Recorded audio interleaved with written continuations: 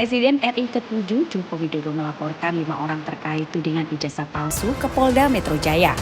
Melalui kuasa hukum Jokowi, Yakub Hasibuan, terungkap 5 orang tersebut dengan inisial RS, ES, RS, T, dan K. Hal ini disampaikan oleh Yakub di Polda Metro Jaya pada Rabu 30 April.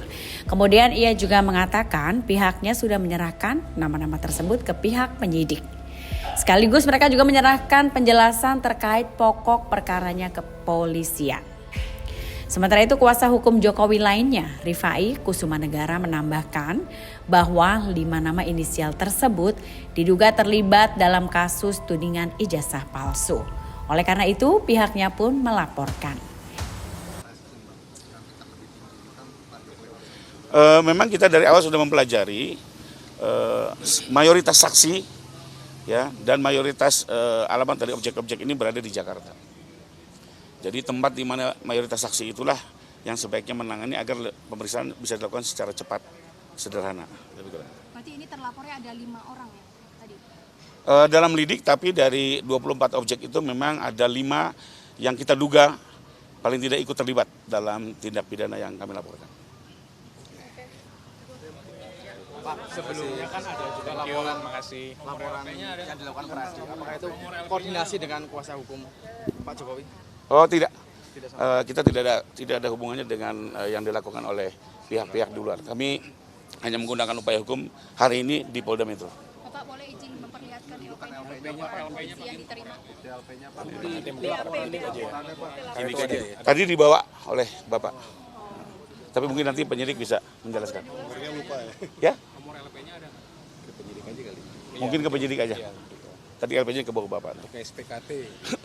Pak, boleh sekali diulang lagi Pak soal yang inisial tadi 5. Ya Pak, boleh dipertegas lagi Pak. Ada RS, ES, RS lagi, ada T, ada K. Ada mantan menteri berarti Pak? Ada mantan. Mari kita ikuti proses hukumnya. Ya. Berarti 5 ya Pak ya? Tentunya kan nanti kalau alat buktinya cukup akan dipanggil oleh Polda, akan ditentukan statusnya dari situ mungkin. Jadi biarlah kita bersabar, hormati proses hukum berjalan objektif, berimbang, dan kita sama-sama mengawal ini secara transparan. Cukup ya? Cukup ya. Terima kasih. Terima kasih loh. Terima kasih semua. Jadi mantan menteri.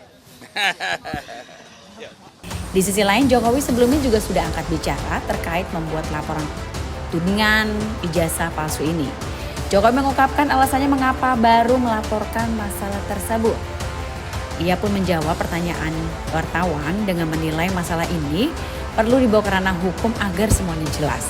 Meski begitu, Jokowi menilai masalah ini adalah masalah ringan saja. Dulu kan masih menjabat. Saya pikir sudah selesai. Ternyata masih berlarut-larut sehingga ya dibawa ke ranah hukum akan lebih baik sehingga sekali lagi nanti menjadi jelas dan gamblang. Ya ditanya banyak, tanya berapa pertanyaan tadi? 35. Ya.